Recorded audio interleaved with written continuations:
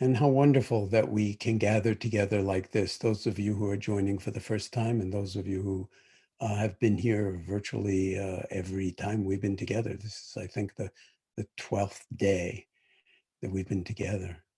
And we figured out a way to at least show some of you on the screen in thumbnails that you can scroll through, although it's not everybody. And we're playing and experimenting with whether this is the right context or we should move back to the kind of Zoom conditions that we were using before, so that everybody can see everybody else, or at least say goodbye at the end and see each other. That to me felt like an extremely important part of our community. But let's take a moment and realize that there's so much stuff out there on the internet. If you chose to be here, let's explore the motivation behind your choosing to be here. I myself have been on the web a lot, just seeing what other people are doing to one extent or another, and noticing that it's really hard to make that kind of commitment of time and energy to tune into what this person or that group are putting out, all meant to be incredibly helpful. And ultimately, I think in terms of the Dharma and the teachings of mindfulness, all different doors, so to speak, same room, or different paths, if you want to use metaphors, uh, up the same mountain. Uh, but if you've chosen to be here, let's really recognize how extraordinary that is, what kind of motivation is required to give yourself over to an intentional practice and to cultivate not just this time we're together, but in some sense expand it out to include the entirety of the day, the night, the week, the months, the unknown amount of time that we are going to be on retreat or sequestered or sheltering in place, where our lives really, in some ways, I won't say diminished, but certainly constrained. And on the other hand, the potential for freedom and for liberation within the constraints is as huge as it is when we're not in the middle of a pandemic. And so part of my motivation for doing this, of course, is to simply remind us that is the meditation. Whatever arrives is de facto the curriculum. And the real challenge is, can we learn these lessons and align ourselves with what's deepest and best in ourselves and in the world in such a way that we contribute to the well-being of the world, minimizing harm, minimizing selfish, greed-driven, deluded, ignorant behavior, and maximize our own capacity for caring, and for love, and for kindness, and for wisdom.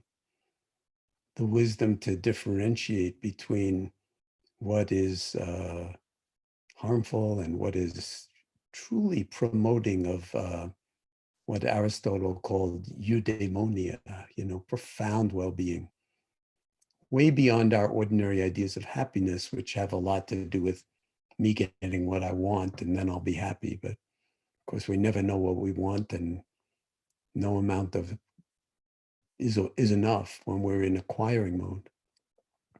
And so the meditation practice is an invitation to not be in inquiring mode. Acquiring mode, that is. We're always in inquiring mode. And to let life itself emerge and arise out of this moment and have it be just fine, in the sense of it being just what it is in this moment, and so perfect in terms of being the curriculum that we could interface with. Just as when we're doing stretch and mindful yoga, for instance, we're working with the energy of the stretching and the discomfort or the tension or the lack of motility at a particular moment, or the lack of balance at a particular moment, to actually investigate how things are, learn how to inhabit that space, and then see how we can actually relax into the body as it is, the moment as it is, the mind as it is, and find a way to inhabit the space of our own awareness, our own mindfulness and heartfulness that actually contributes to the wisdom that we're talking about and the health and well-being that we're talking about, and minimizing the ways in which we contribute to the stress of our own condition during the day, whether you're alone or whether you're with family or whether you're out there in one way or another contributing to the greater good. And so let's drop in on this moment. And I even sometimes will take a ball and invite us to actually metaphorically, as well as in every other way, to drop into this moment. And it's always underneath my words if I'm guiding, experiencing the silence and the awareness that is your kind of default mode, your sort of home base, your condition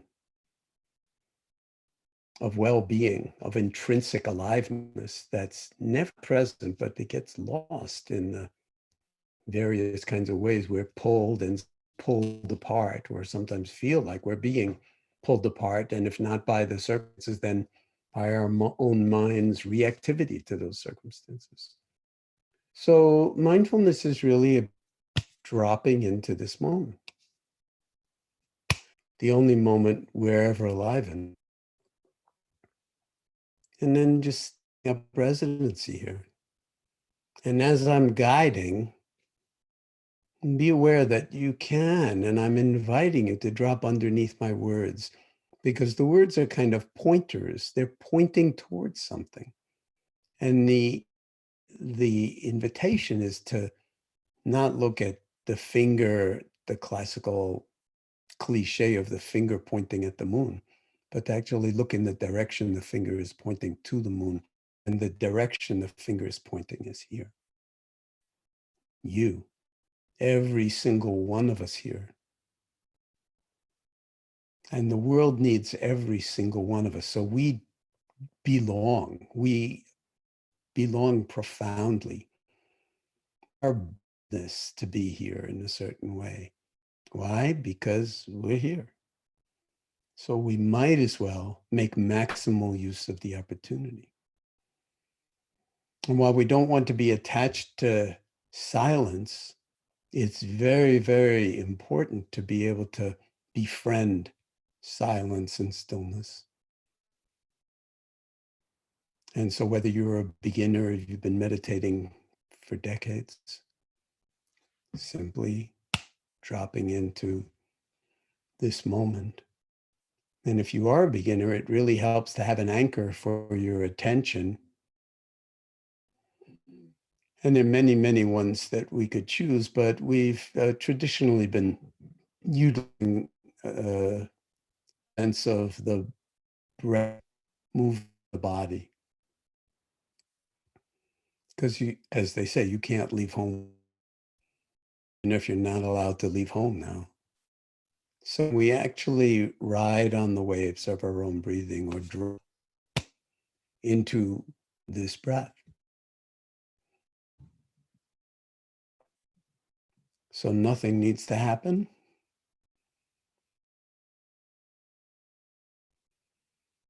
We just ride on or surf on the waves of our own breathing. Excuse me.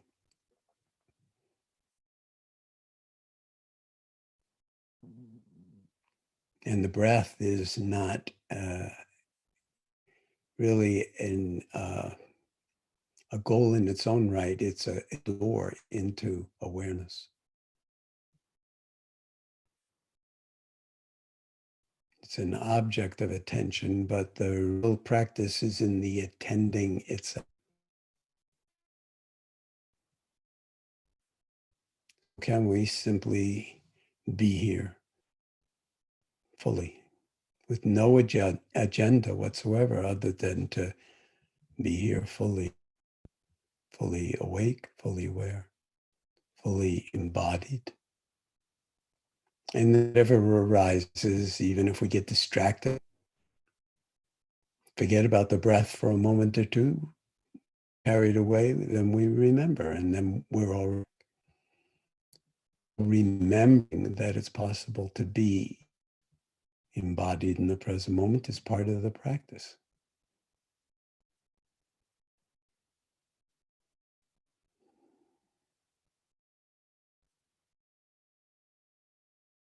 And so resting here in awareness, moment by this moment.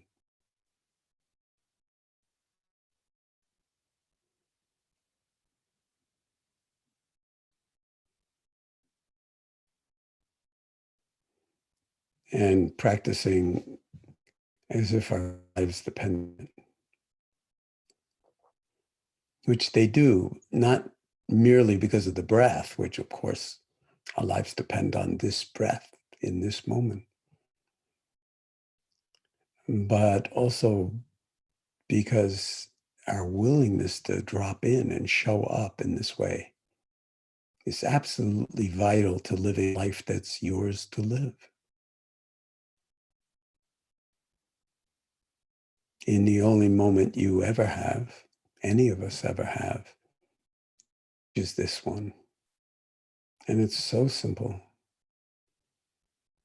And it's so hard because the mind seems to have a life of its own and it just is unruly. And if we don't take that personally, then we're just training ourselves to remember what's most important and to not miss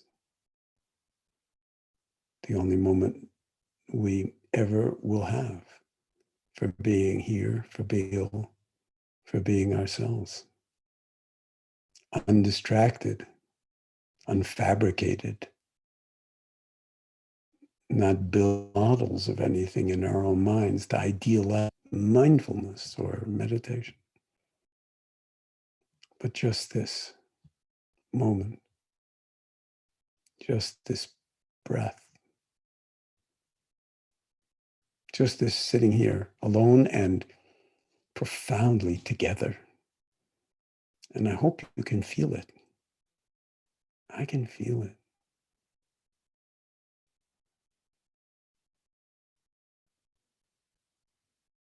I can feel it more when I see the pictures of you, and we're working on that.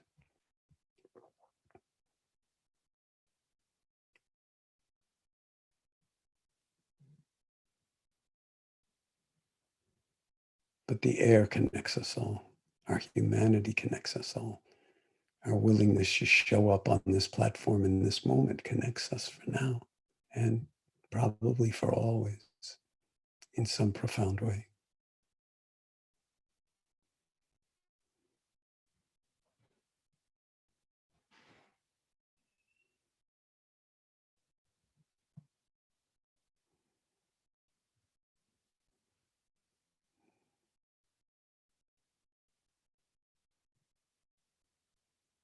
So just this moment, just this breath, just this sitting here or lying here, just this being human, just this,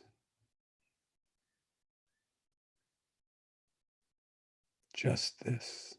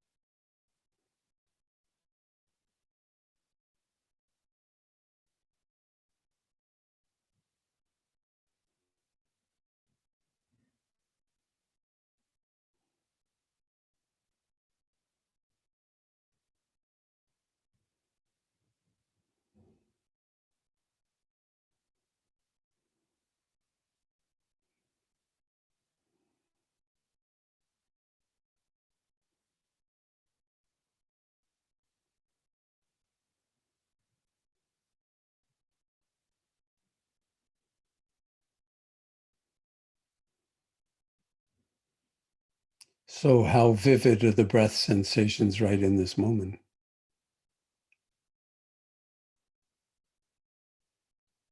Or has the mind wandered off and is embroiled in some scenario or other having to do with the past or the future or some other place than here?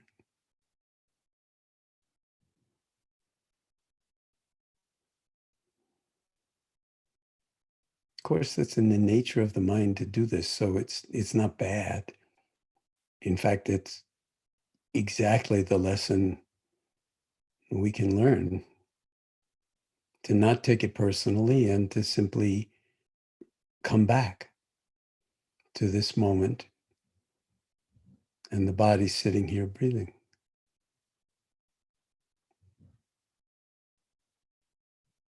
Every in-breath is a new beginning. Every out-breath, a complete letting go.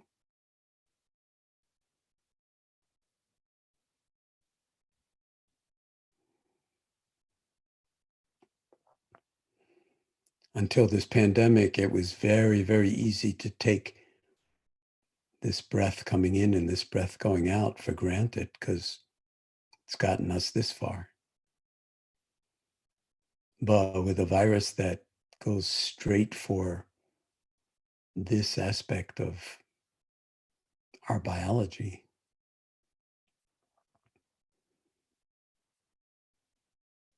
it just puts into high relief the miraculous nature of the body and the biology of the body and the physiology of the body and the molecular biology of the body that keeps us going without our having to do a thing.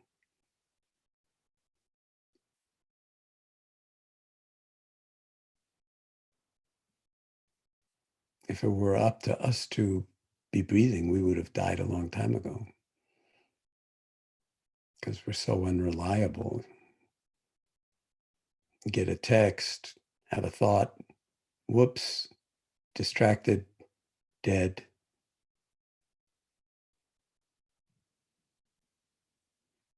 So the phrenic nerve and the brainstem and the diaphragm, which collaborate in keeping this moving, breathing going from the moment of birth to the moment of death,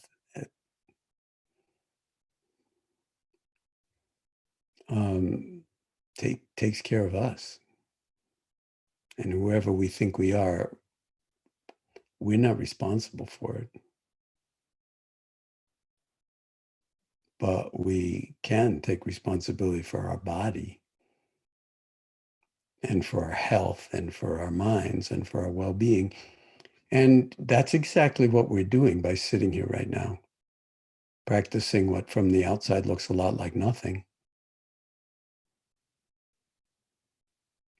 But from the inside, if you're dropping in and resting in awareness, turns out to be just about everything.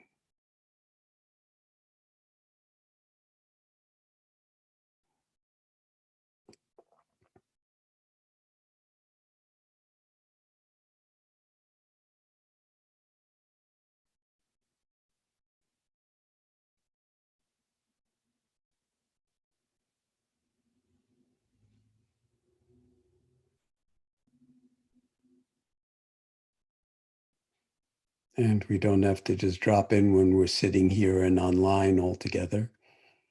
I've been emphasizing since the beginning and for decades before that, that there's no moment except for perhaps deep sleep when it wouldn't be more valuable and more vivid and more satisfying and intelligent for us to be really present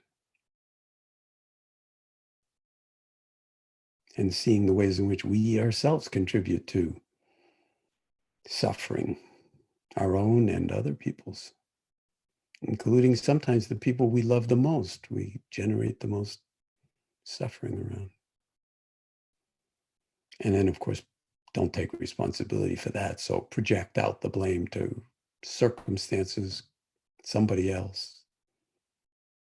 They made me mad.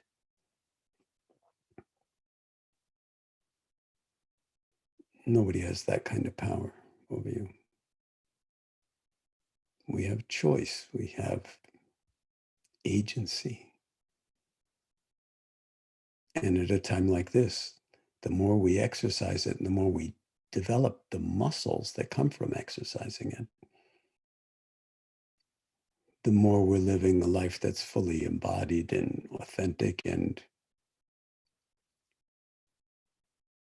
closer to the beauty and the mystery of who each one of us in our uniqueness really is.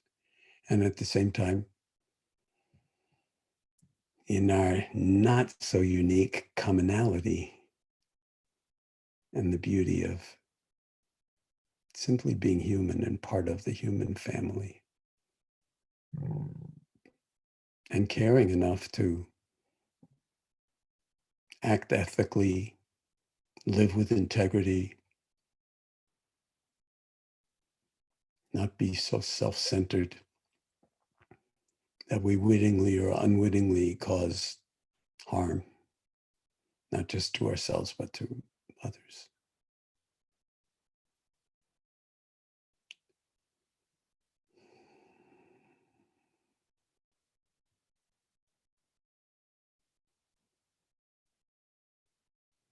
So in the remaining moments of this meditation practice, allowing this in-breath to be brand new, which of course it is, a new beginning. This out-breath, a complete letting go, dissolving of everything that's come before. And thus this new in-breath, fresh, never before breathed, the only breath that's ever important, right here, offering itself and life up to us in its boundless spaciousness of possibility.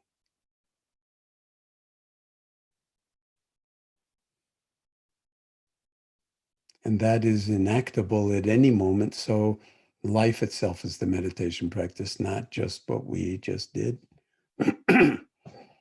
but everything that we're facing and dealing with, including all the challenges, the difficulties, the psychological stress, the emotional turmoil, the fear, the loss, everything that's going on, the sadness, the grief.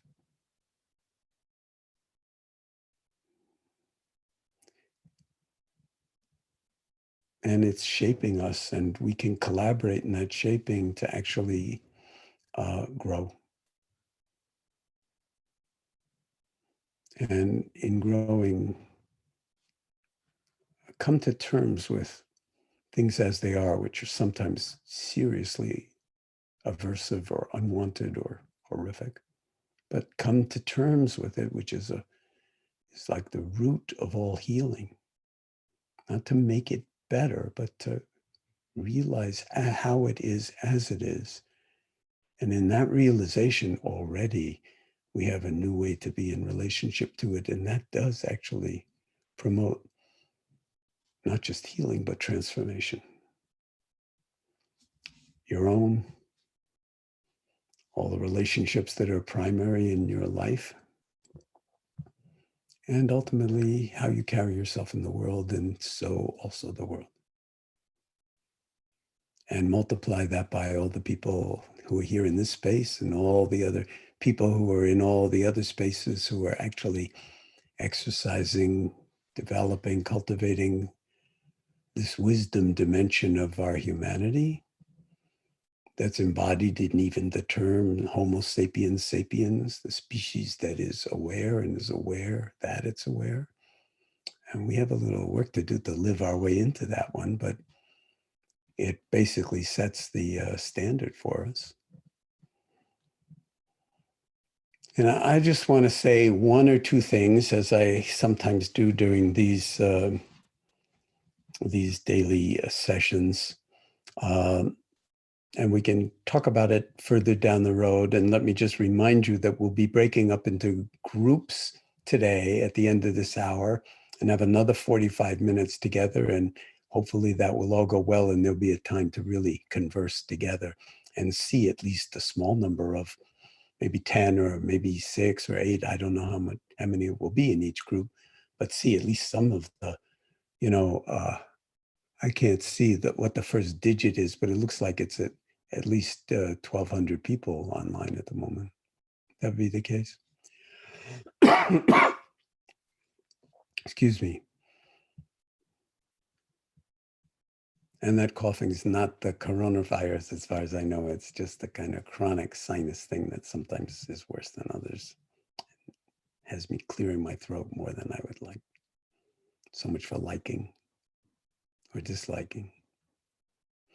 So I want to just say a few things about the exponential nature of the virus spreading and how what we're doing is damping down on that exponential spread and thus saving lives, lots of lives, because exponential is something that humans don't have that much experience with. And when things are going exponential, it is like inconceivable for ordinary people who are not epidemiologists or statisticians or scientists trained in understanding this to actually grok that things double very, very quickly.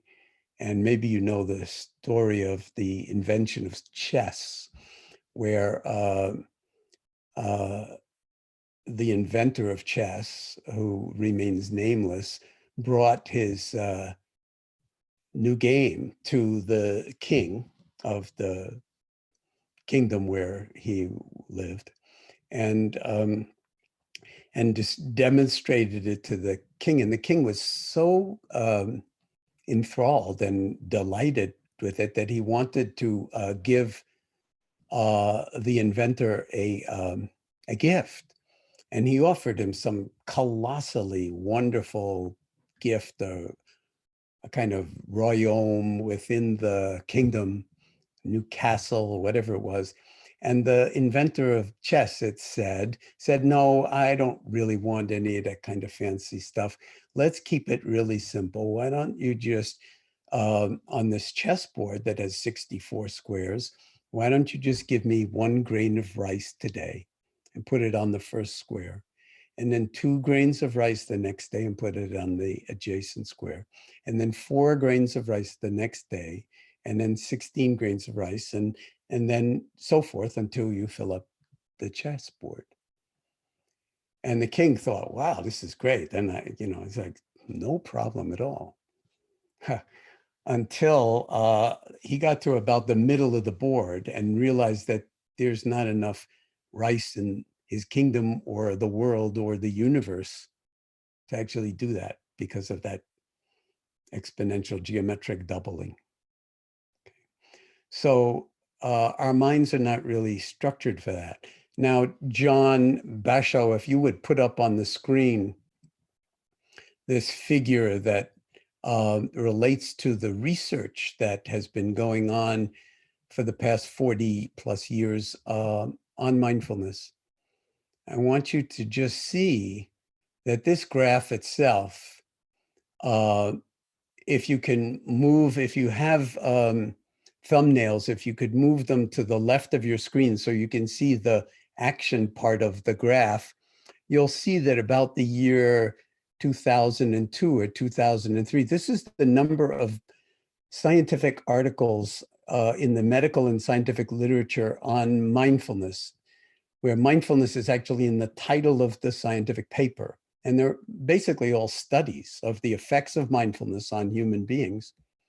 And you can see that about the year 2002 or 2003, 2003 or 2004, sometime in there, it goes from a very, very long baseline that started back, and this graph goes to 1980, all the way, and it starts to grow, grow, grow, grow, until in 2019, there were 1,203 papers in the mainstream scientific literature. This is not magazine articles or anything like that. It's a very stringent definition of scientific paper.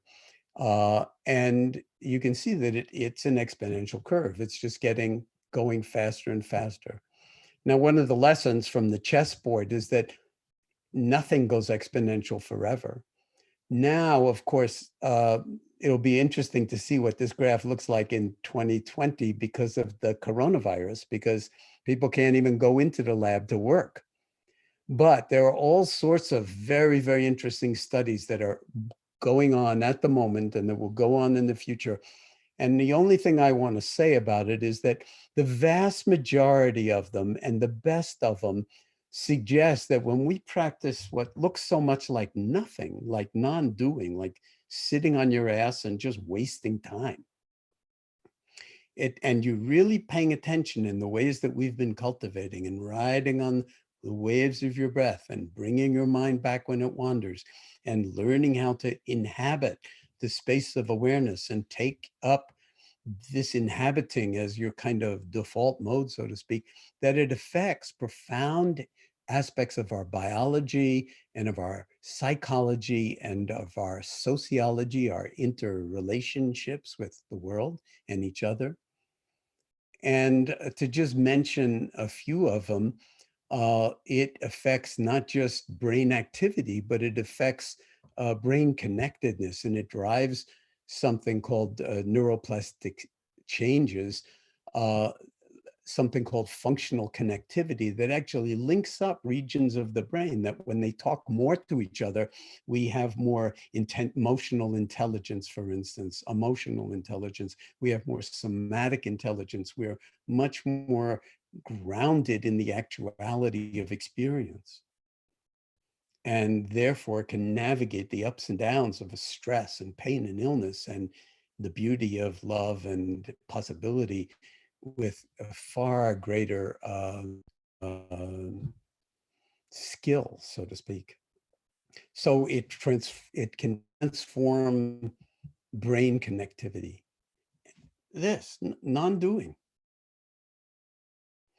And it also seems to have an effect on our genome, on the what's called the upregulating and the downregulating of hundreds of our genes that are involved in all sorts of processes to keep us basically healthy, including downregulating oncogenes that have to do with cancer in one way or another, and downregulating genes that have to do with inflammation, it seems. So we need that exponential curve to keep going for a while before it flattens out and winds up creating the new field of mindfulness-based scientific investigations. But this is like profound that it might actually influence inflammatory processes, because inflammation seems to be at the root of most chronic disease. It also, in general, is good for your health. So even in the midst of this pandemic, and even in the midst of everything else, of course, we still need to eat, we still need to exercise, we still need to love, and we still need to drop in this way, because we want to optimize our well-being so that if we, in fact, we do get the virus, that we can, in some sense, survive that infection, because in some sense we are as robust as possible. Now, of course, there are all sorts of risk factors that make that difficult in many cases. And there are all sorts of people who are at much higher risk than others. So I'm not saying that, oh, meditation, never mind, you can just like, no problem. It's not, we're not saying that at all around any disease, and certainly not coronavirus. But the general trend of the evidence is that this is very powerful stuff, this non-doing. And when we can cultivate non-doing and being and doing and letting the doing come out of non-doing, that's wisdom in action. And the only other thing that I want to mention is that it also seems to affect cellular aging, what's called cell senescence. And I won't say much about this either, except to say, well, everybody wants to live longer and, you know, presumably live younger and live better. And while all this research is just in its infancy, it's very, very interesting that we can actually immunize ourselves to some degree or other from stress, from the full catastrophe, the full catastrophe of, if you will, of the human condition, by engaging in these kinds of practices together. And you can pursue interest in that on your own. Many of you may be researchers or, you know, graduate students in this field, for all I know, or physicians who are prescribing it for your patients. But to just say that that's an exponential evolution or phenomenon that is actually creating a whole new field in medicine and in psychology and in health that is really something that I think at this particular moment on the planet is not a luxury. It's an absolute necessity for this flowering of life on the planet to continue in a way that is responsible for future generations. So now we're just going to, having said that, we're going to just open it up now to questions as we have before. And then at the end of this hour, we're going to migrate. And I think Jon and Soren will migrate us so we don't have to do anything into these small groups. And I will migrate around to a few groups. So if I'm in your group and I disappear at a certain point, it's that the magician Soren has disappeared me. And I'm going to be very interested in what that feels like inwardly. So over to you. Thank you so much, questions. So I posted the links in the chat, but we're going to put a slide up in about 15 minutes once we're over with this, and there'll be 2 different links. And if your name is A through M, you go to one link, first name. And if your first name begins with N through Z, you'll go to a different link, and then we'll so that slide will be presenting itself momentarily, and I added the information in the chats. Melissa, do you have a question? I see you. I'm Melissa White. So you are unmuted, Melissa. How are you?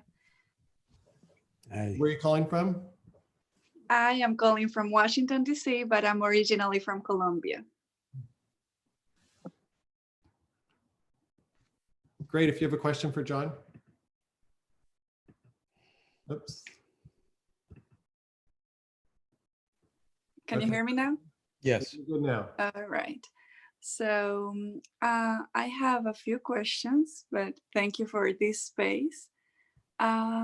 Is it okay to meditate laying down instead of sitting down? I'm a yoga instructor, and I find it more comfortable to be in Shavasana and just meditate as it is, instead of sitting down. It is not just okay, it's a really good thing to do. In part because when we wake up in the morning, we're already in bed. And sometimes we think, oh, I have to get out of bed and meditate, but you can meditate right there in bed, in Shavasana, in the corpse pose. Mm-hmm. It's actually called the corpse pose for a very, very good reason. So many, many different reasons, actually. So the real challenge is for us to wake up fully before we get out of bed. And so meditating, lying down in that way on your back, with your feet falling away from each other and your arms alongside your body, but also falling away from each other. Mm-hmm. And the palms up if you feel comfortable with that. That's a very, very powerful way to practice. And that's the first way we introduce the meditation practice in mindfulness-based stress reduction, because we do an extended 45-minute body scan that many of you may be familiar with. And it's available on, you know, in many different sites on the web. But so lying down is absolutely, there are 4 classical meditation postures, and we need to really cultivate all of them formally: lying down, sitting, standing. Go stand by a tree for an hour or two and just let it teach you about the present moment Okay. and about weather conditions, and then walking meditation. So, the answer to your question is yes. It is okay. Because sometimes I go to meditate somewhere else and everyone is sitting down and I'm lying down and I'm like, is it okay? So thank you. It is okay, but it has its own occupational hazard, which you have to be careful of. And of course, you know what that occupational hazard is. You'll fall asleep. Yeah, but yeah. So as long as you're meditating to fall awake, you're doing fine. And then if you fall asleep, that's also okay. Look, people fall asleep sitting. Okay. Jon, and what is your definition of happiness? How would you describe happiness? Well, I mentioned eudaimonia, in Aristotle's, sort of naming the eudaimonia. I actually don't talk about happiness very much. I don't have a definition of happiness because I think that very often we're grasping for something we don't have, thinking, oh, I'll be happy if these conditions apply, or if I get this or that. And that kind of happiness is actually just feeding ignorance. So for me, like, hey, to be able to, in this moment, coronavirus moment, if you can take a breath, an in-breath, and not have it be labored, that's happiness. If you can see the look in a child's eyes and connect in that moment, that's happiness.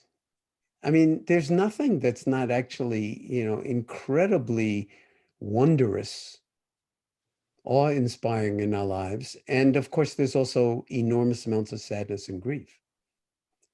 But what we're learning in a certain way is how to find a place of equanimity where we're not saying, oh, the world will be better if there was no dying or there was no death or even no pandemic, because pandemics have been part of human history forever.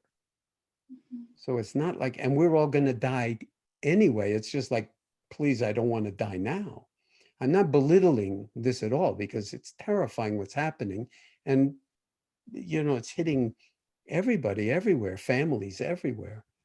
But the real challenge is to, for me, is to actually cultivate being at home with things as they are. And so happiness from that point of view would include anguish, sadness, grief, everything else. There's a certain way in which equanimity can hold even the pain and the suffering. And that's why I practice. I don't know if that's meaningful to you, but it is meaningful. Since day one that I grabbed the mindfulness for beginners at the library, I don't know why I grabbed that one. Then everything has unfolded in a different way in my life. So thank you. And just to say, we're all beginners, okay? So it's very important to kind of, if you stop thinking of yourself as a beginner, to be aware of that and reconnect as best you can with what Suzuki Roshi called famously beginner's mind. Thank you. Thank you. Be well, be safe. You too.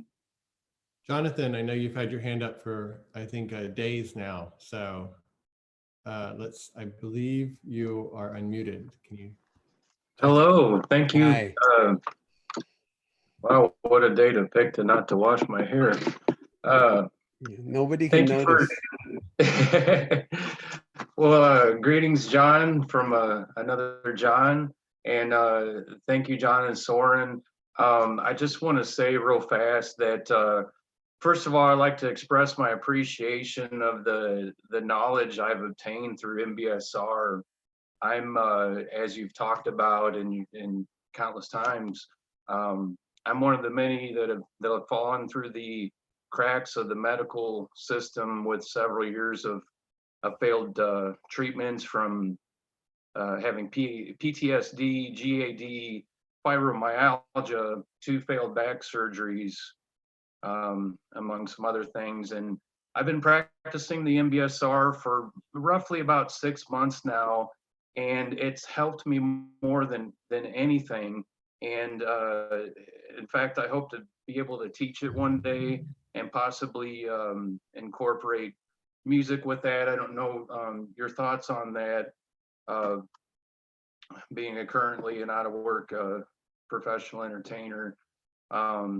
It's just done so many wonders for me, and these live streams has really brightened my day. My wife is stuck in Brazil, and I could be sitting here frantic, and especially with the my brain. But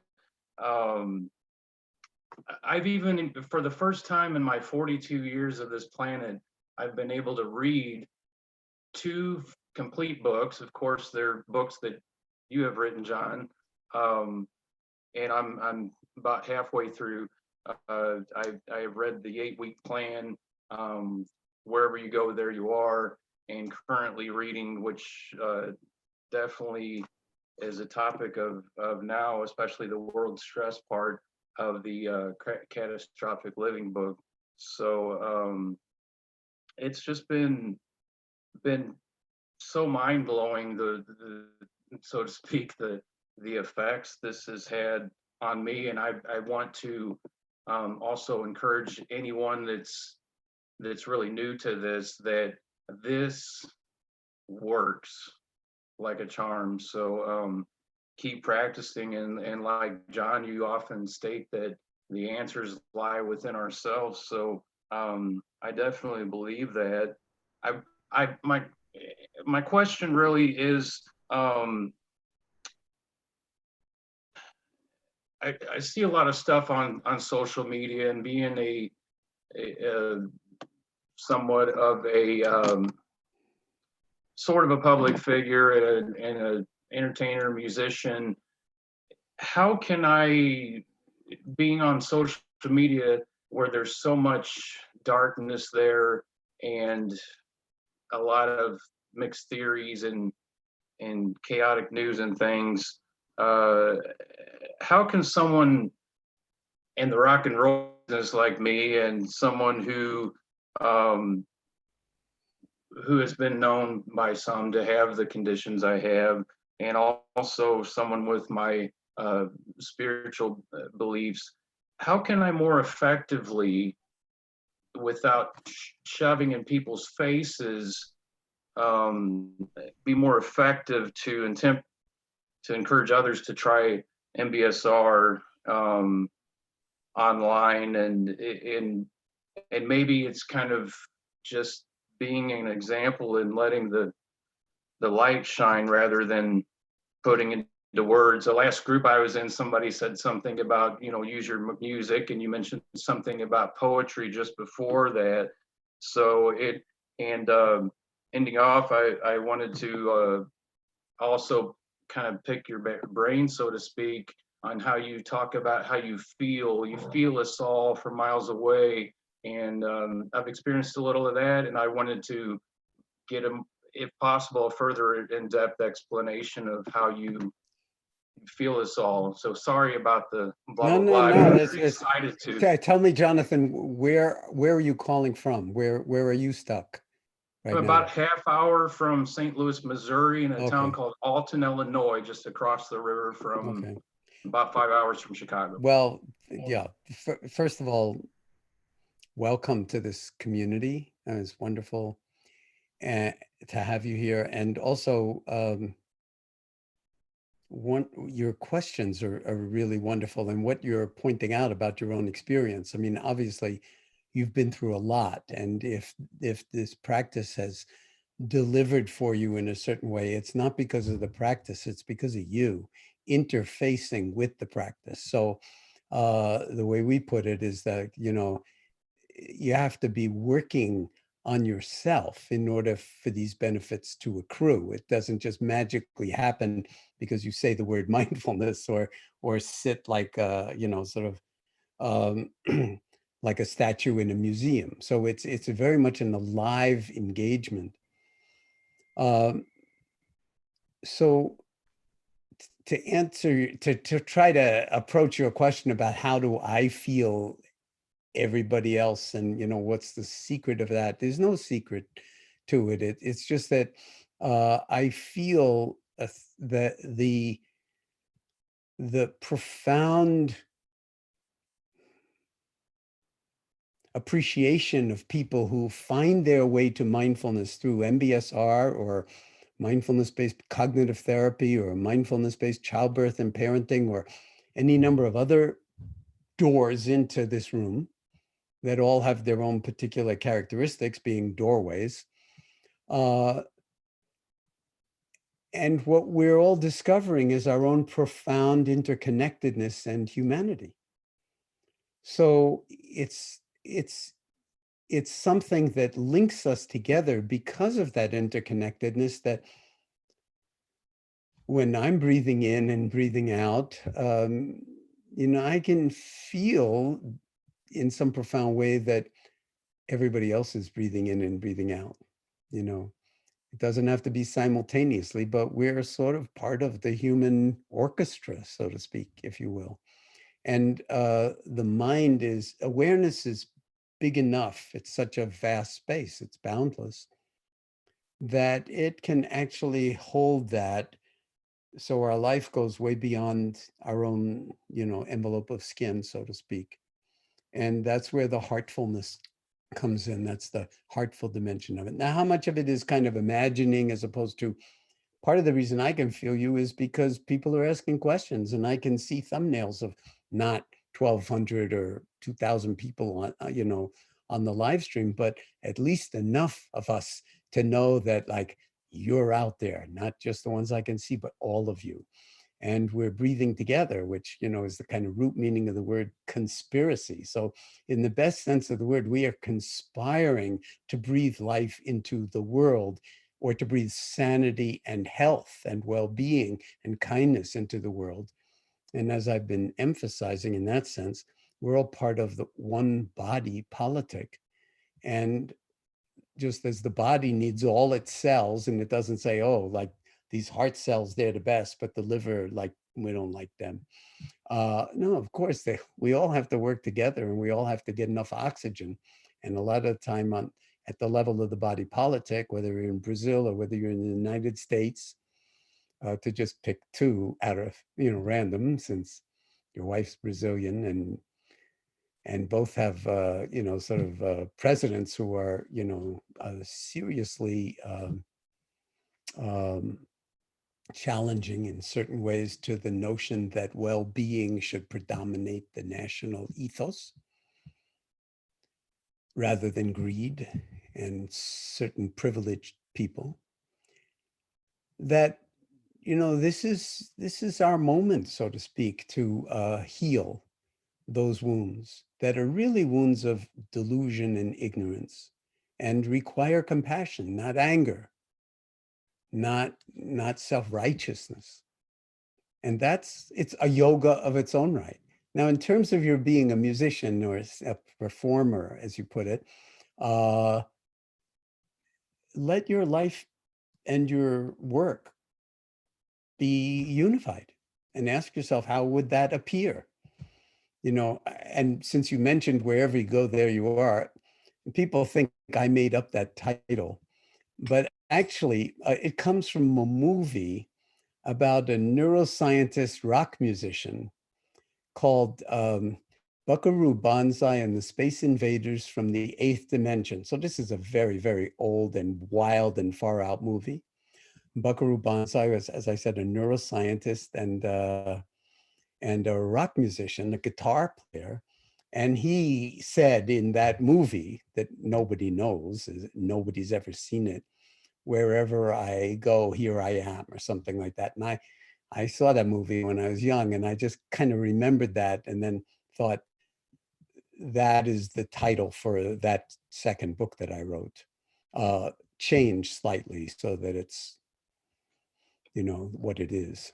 So thank you for that call, and be well. And I hope you are reunited soon with your with your wife, and keep up the practice. It really is, in a certain way, for life, in every way that you can understand that phrase, for the present moment and for the rest of our lives, and also for the life of our species and the planet. Thank you, everyone. So I just posted in, John Bashu is going to put a slide up now. So if you want to join us in some small group breakouts for conversations about our practice. And I don't know, John, if you want to say anything really briefly about the nature of those conversations, but we want to practice deep listening. We want to practice kind of staying true to our own experience, noticing maybe the tendency to get philosophical or share too many views about past or future, but to stay as present as possible with our own direct experience. Here is two of the set. You don't have to get, we're just trying to split everybody up. So if one is easier for you to go to, please go to that one. And we will be over there in a few minutes. And then Jon Bashu will be organizing one group and I'll be organizing another group. And we'll break people up into groups, hopefully of like 5 to 6 is our goal. It kind of somewhat depends on how many people show up at each group. And as Jon mentioned, we got a lot of feedback about our kind of this model versus the other model. So we're listening to you and we'll be responding shortly. And for now, thank you so much. We'll be back here at the same time tomorrow for those of you who can't join the groups. But if you can join the groups, actually, Jon, what if we say goodbye? We'll say goodbye right now, and then maybe the slide will go up. And we look forward to seeing you in the groups if you can, or tomorrow. Anything else, Jon Kabat-Zinn, to say at the end? No, just looking forward to these groups, and then also looking forward to being with you tomorrow and every week